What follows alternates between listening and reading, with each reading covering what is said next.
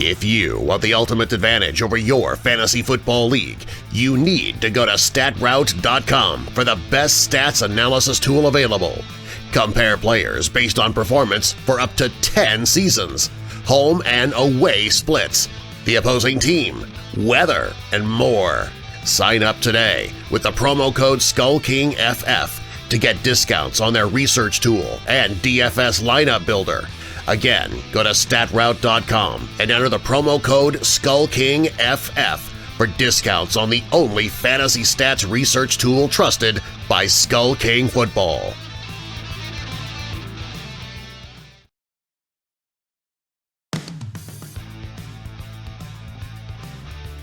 Welcome to the Skull King Fantasy Football Podcast, powered by StatRoute.com.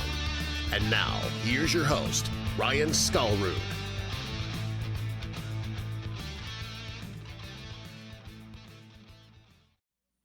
Hello and welcome to another episode of the Skull King Fantasy Football Podcast. My name is Ryan Skullroot, and welcome to the show again. We have been gone for a little while. It's been actually about a month since we've done an episode. The reason for that being is we have been working very diligently on getting our draft guide up and ready to go, and we are happy to say that as of this last Monday, it is officially up, ready for sale.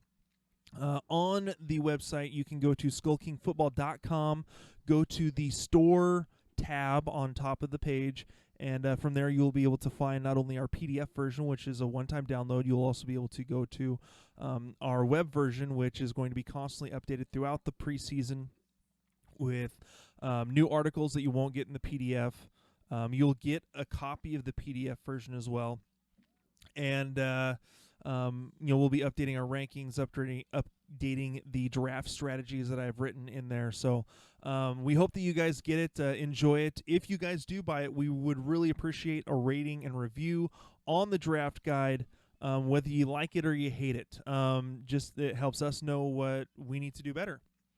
So just a couple things that are in the draft guide, just so you guys can kind of get an idea of what we've done. We have rankings for the major positions. We have a draft day cheat sheet in there that has quarterbacks, running backs, wide receivers, tight ends. And although you didn't include like pages for rankings for the defenses or for kickers, we do, however, have those involved on the cheat sheet so that you are prepared for your drafts. And then at the end of the draft guide, it is 83 pages long. The last 45 pages is just draft strategy. So it's, we've got a 10-team draft strategy where we go through round by round. I go through round by round, pick by pick, based on the ADPs available at the time, on who to pick, who to avoid at that draft position. I do 15 pages on a 10-team, 15 pages on a 12-team, and 15 on a 14-team. Those are the main sizes of leagues that we see being played right now. So that's kind of what I did, and I hope that you guys enjoy that. We have articles on many of the position battles and draft battles that you will see in fantasy football, whether it's, do you pick Juju Smith-Schuster or Antonio Brown, Adam Thielen or Stephon Diggs? Let's see what else we got. Possible third-year breakout or bust wide receivers, sophomore wide receivers that, so we have a little bit of redraft content and a little bit of dynasty content in there as well. So, again, we hope that you guys enjoy the draft guide. Again, go to the skullkingfootball.com, go to the store tab on top of the page, and you will there be directed to where you can see our draft guides for sale. We do have a couple announcements going on. I am currently working on getting some higher profile guests, I guess you could say, onto the podcast. Bringing on some guests to kind of talk, their strategies, who they like, who they don't like, guys that they're looking at. So, just get thoughts on the fantasy football industry. And so, like I said, I'm working on getting some guests. I don't have any confirmed names, so I'm not going to name any names right now. But I am working on getting some guests on the show, which I think you guys will really appreciate. And I am really looking forward to speaking with some of the guests that I'm trying to get on. So, one other announcement that we have for today is, this is, some of you may not see this as a big deal. For me, it's kind of a big deal. I am now on fantasypros.com. I am now part of the expert consensus. So when you go into fantasypros.com to see who, kind of how the experts are ranking, I have the honor and privilege of actually being included in that list with my rankings. So if you hate my rankings, awesome. Let me know. Let me know what you guys think. I'm looking for any feedback possible. So, and I believe that is all we have for the announcements. So why don't we go ahead and get into the headlines? Today's headlines. All right. So today's headlines, we are going to kind of go through some of the things that have happened the last week or two. I'm not going to go back a full month that we've missed, but we are going to kind of look back the last month on some of the headlines. And for the most part, that's really what we're going to focus on today, just getting back into the swing of things with the podcast. And one of the things I'm going to look at is, with the news that's come out in the last couple of weeks, how has that affected draft stock of players, whether they've gone up or down in their ADPs. And we will be using 12-team half-point PPR draft ADPs in reference to these players and where they're going and where they've either gone up to or fallen to. So starting off, the Bills have announced, or not necessarily have announced, but are looking at the fact that Dawson Knox, the tight end out of Ole Miss, could possibly be the Week 1 starter. However, it's been told from beat reporter Chris Brown of the Buffalo Bills that it's Jason Kroom's job to lose. But I know that Dawson Knox was one of those players that we covered in our player profiles early in the year before the draft. That he could have been one of those, that he was one of those players that very athletic but wasn't necessarily used a whole lot in his offense. I mean, if you think about the offense that was there in Ole Miss, you had DK Metcalf, who was the one that was drafted out of Ole Miss, went to Tennessee. So you had some, DeMarcus Lodge. You had some big name wide receivers. I mean, they had an explosive wide receiver core, and Dawson Knox just wasn't used. There wasn't any need really for him to be used. So he was one of those guys that was projected to possibly be, a top 6 or 7 tight end drafted, and so.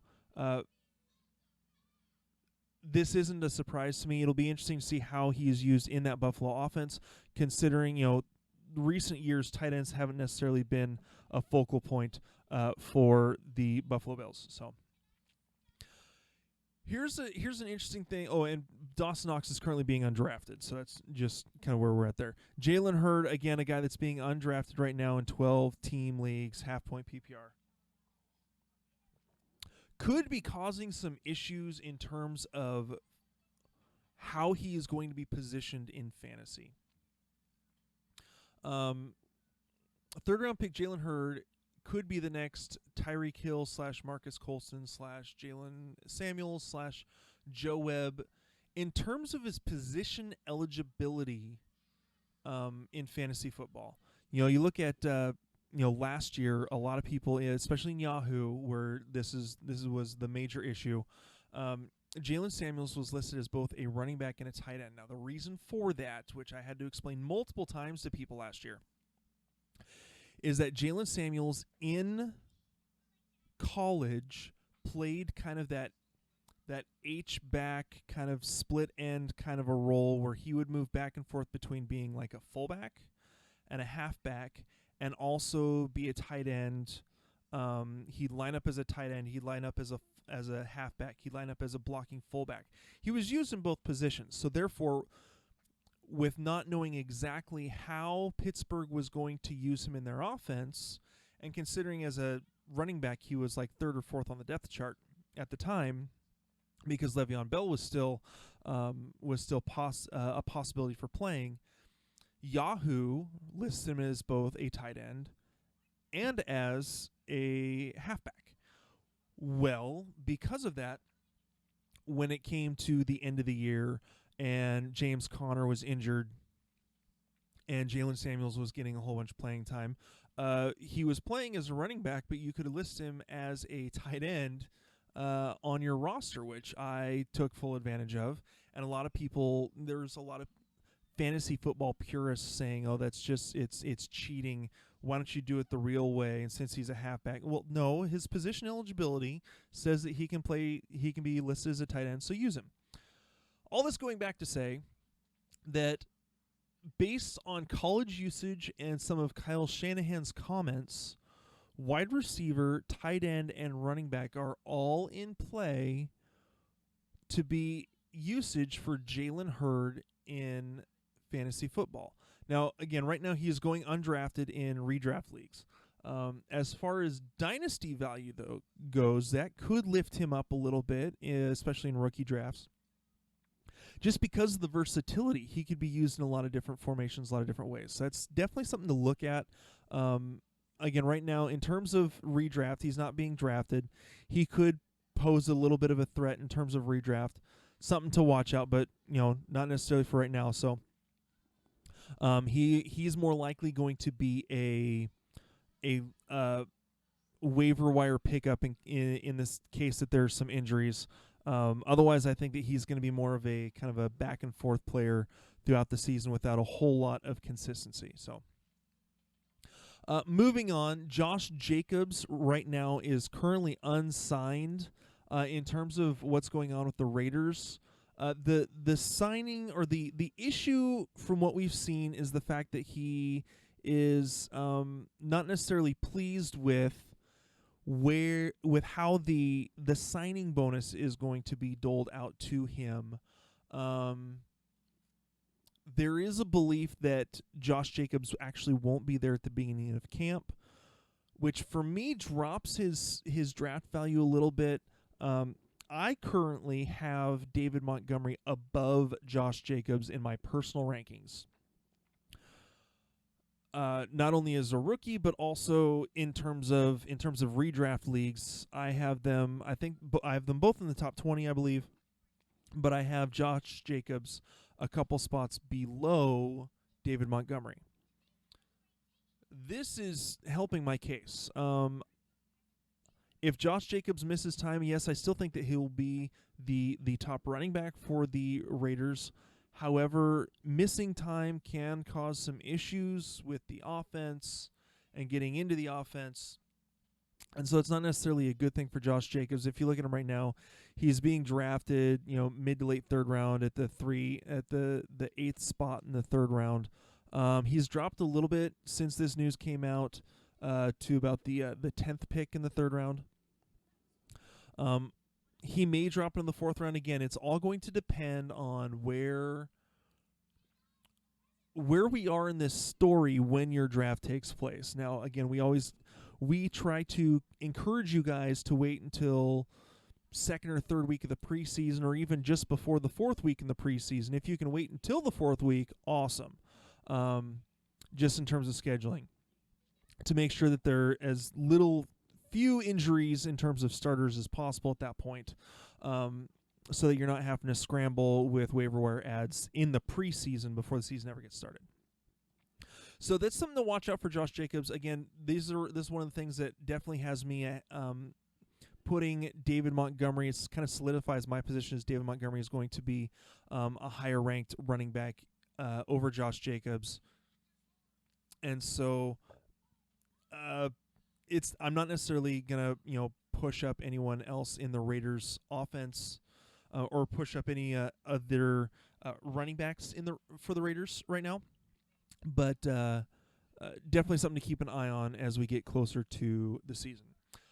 Ezekiel Elliott, it's officially been announced that he is not going to get suspended by the league, which honestly, for the most part, I agree with. I definitely think he was getting himself into a sticky situation, going a little crazy, or not necessarily crazy, but just getting in the face of a security guard, whether it was deserved or not. The fact that he has been suspended before, he needs to be more careful. That's all. So he avoids suspension. He's still going to be one of the top 4 picks in every draft, in every type of redraft league, whether it's PPR, half PPR, or standard. I think standard leagues he should be going probably number 1, back and forth between him and Saquon Barkley. In terms of PPR, full PPR, it's going to depend on some of the factors in your league, kind of how people want to draft, how people are elevating Alvin Kamara with him not having Mark Ingram there anymore, even though he has Latavius Murray there. Some people are still elevating Alvin Kamara to possibly be the number 1 pick. Christian McCaffrey, who's actually on the cover of our draft guide, he is a guy that a lot of people are also picking at number 1 in full PPR drafts. Actually, in weeks 1 through 16 last year, he was the number 1 running back in PPR. I believe week 17, for those leagues that went into week 17, Saquon Barkley passed him up. But in terms of week 1 through 16, which most normal leagues go, and if you're not part of one of those leagues, you don't need that kind of negativity in your life. Move to a league that only goes through week 16, and you will be much happier. And so, he's going to be a top 4 pick no matter what. So if you get Ezekiel Elliott, he's been more involved in the pass game, especially this last year. So he's worth that top 4 pick no matter what. So Devontae Adams has mentioned that the new offense being installed by Matt LaFleur is going to make a guy like Geronimo Allison dangerous. We've been getting some conflicting reports, honestly, about who really is going to be the number 2, who's going to have that number 2 wide receiver role in this offense, whether it's going to be Geronimo Allison or if it's going to be Marquez Valdez-Scantling. If you're looking right now, Geronimo Allison, his draft stock has kind of gone up and down. There was a report about a month ago that Marquez Valdez-Scantling is the most suited, and his playing style is most suited for this new offense. And that caused his draft stock to go from 14th round to low 10th round. So he has moved up a bit. His draft stock has gone up. Still more of a late round flyer going in the 10th round, but definitely a guy to keep your eye on. Geronimo Allison, I think the first 4 weeks of 2018 have not been forgotten. And what he did, he put himself on pace for it's like 80 catches, 1,100 yards, and 8 touchdowns. So he definitely has a rapport with Aaron Rodgers. It's a matter of whether or not Geronimo Allison can stay healthy. So definitely something to keep an eye on. Right now, Allison, with the injury history, is still going about 2 full rounds ahead of Marquez Valdez-Scantling. I think that both these guys could be dangerous. I think the draft stock somewhat favors Valdez-Scantling a little bit more, just because he hasn't had necessarily the injury history that Geronimo Allison has, and we know that he can fill in for Allison if Allison goes down. So he can be that number 2. He showed it last year. So definitely things to keep an eye on for this next year, and in the coming months. Kind of keep an eye on what's going on there. I think that could be an interesting. I think the number 2 wide receiver could be extremely dangerous for Green Bay. If you look, I want to say it was 2014, 2015. That team can support, and Aaron Rodgers can support 2 wide receivers. That year, I want to say it was both Jordy Nelson and Randall Cobb were top 10 or top 12 wide receivers in fantasy for full point PPR, I believe. So definitely Aaron Rodgers can support 2 wide receivers in there, so that's definitely something to look out for. Devontae Adams is obviously going to be the top guy in that offense, but who takes that second role is definitely something you want to watch, and could be, especially if you can get him in the 8th or in the 10th round, is a huge steal. So moving on, Donta Foreman of the Houston Texans apparently has been reported to be light years ahead of where he was last year. If you remember last year, he was coming off an Achilles injury that he suffered late in 2017. Was having a struggle really coming back from that. Only played in, I want to say, played in only 1 or 2 games. Was only rostered for a few games. The fact that he is healthy right now and looking good is definitely a good sign for the Houston Texans, who struggled in the run game last year. And on top of that, Lamar Miller is trying to shed some body fat for this next year, which I think would be good for him. I want to say a couple years ago, I want to say it was his last season in Miami, he actually tried putting on weight to try to withstand some more hits, be able to stay healthier throughout the season, and it really didn't end up working out for him.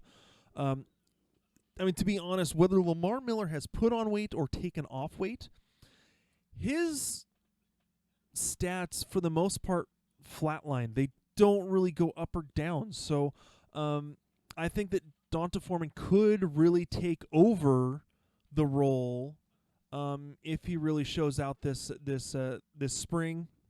Or I'm sorry, this fall. Could take over the role from Lamar Miller. Lamar Miller has had some injury issues. So definitely things to keep an eye on there.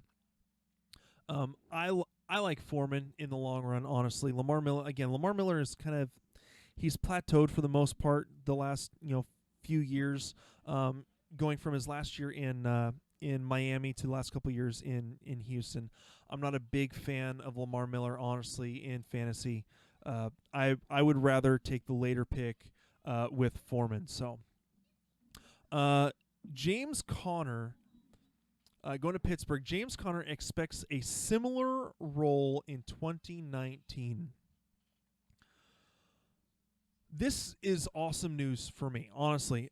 James Conner, there have been so many speculations and reports that the Pittsburgh Steelers are going to move to like a committee type of backfield. And that's never been their MO. If you look at when Le'Veon Bell was with the Steelers, and even in that time where he was suspended or injured, when he was not available, the Pittsburgh Steelers went with D'Angelo Williams as their starting running back. And the guy absolutely balled out, was a top 5, top 10 running back. Just an absolute beast in that offense. When Le'Veon Bell came back, people were expecting a little bit more of a split, getting, not even necessarily that they would really take away carries or touches from Le'Veon Bell, but that D'Angelo Williams would have more of a role in the offense once Bell came back. And it just didn't happen. He went back down to 15% carry share, snap share. Le'Veon Bell, again, was the guy. That's always been the way they've worked. James Conner was having that similar type of role last year. They were rarely getting, who was it? Jaylen Samuels, and they had someone else they were getting involved here and there.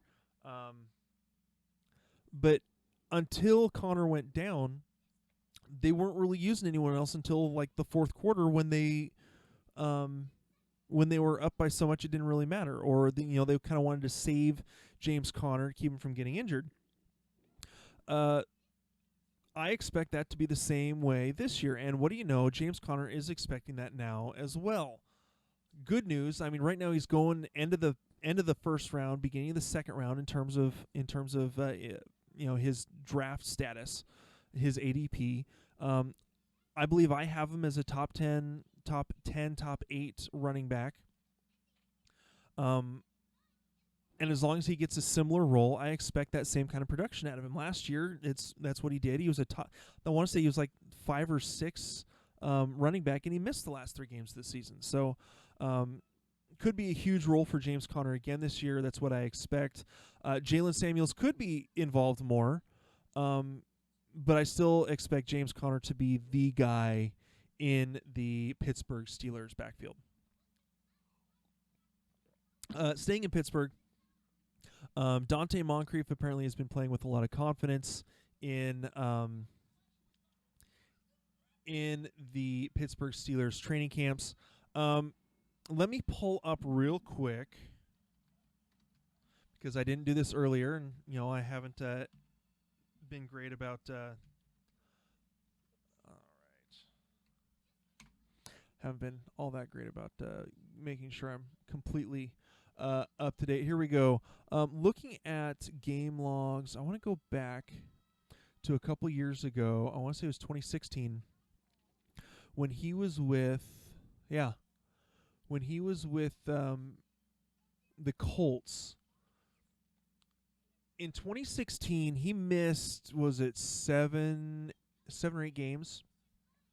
However, in the 8 games that he played, 9 games that he played, he scored touchdowns in 7 of those 9 games. He was kind of a red zone threat. Never had more than 6 catches. I think his highest yardage total was 64 yards. But he was a touchdown guy. Red zone target for Andrew Luck. With his size at, 6'3", 6'2", 216 pounds, I believe that he could still be that in the offense for Big Ben as the number 2 wide receiver behind Juju Smith-Schuster. He could provide that wide receiver 2 role. I mean, if you look at even what he did last year with the Jaguars, 48 receptions, 668 yards, and 3 touchdowns. Pretty, not great production, again, because he didn't have the touchdowns, but let's be honest, that whole team was just a mess, especially in the wide receivers. So with having a wide receiver that can pull some coverage, I think that Moncrief could be a really good value. Right now he's getting drafted 14-6, so 6th pick in the 14th round. Moved up to about the early 12th round is where he's getting drafted right now. Some of this hype has kind of helped him out. But I think that Moncrief could be a great value that low in the draft as a guy that could provide wide receiver 3 numbers. This year could be a red zone threat. I don't necessarily think he's not going to put up 1,000 yards. It's not going to be like Moncrief or like Smith-Schuster and Brown. It's just not the way he's built. I think that he could put up wide receiver 3 numbers and could be that good solid flex play for a fantasy team. Which, I mean, if you can get him in the 12th round and get a good flex player, I think that's an absolute steal. So, couple more stories and we're going to call it a show. Tyreek Hill looks like he is going to get a maximum, is what they're looking at, maximum of 4 games. That's boosted his draft stock from about the 6th round up to early 4th round in 12-team leagues. Last year, I want to say in a 14-team league, I got him late 2nd round. So kind of that he's dropped a little bit again. I think that's because of the possible suspension. We're looking at 2 to 4 games, I think is what the league is possibly looking at. And if you can get him in the 4th round, just because of how dangerous he can be in that offense with Patrick Mahomes throwing him the ball, having another big weapon in the offense in Travis Kelce at tight end, and Damian Williams, possibly being a major wild card in that offense also. Tyreek Hill is definitely a guy that you would want to pick up if you can get him in the 4th round. Yeah, he's going to miss a few games. But what he can do, if you can go, 2-2 in the 4 games that he misses, if it's 4 games, if you can go 2-2 in that time and then have that weapon to throw into your offense, I think onto your team, I think that would be a huge boost for your fantasy team. So, all right, one last story. Going back to the Green Bay Packers, it looks like that Matt LaFleur wants to get the running backs more involved in the passing game. which is a boost for Aaron Jones and Jamal Williams.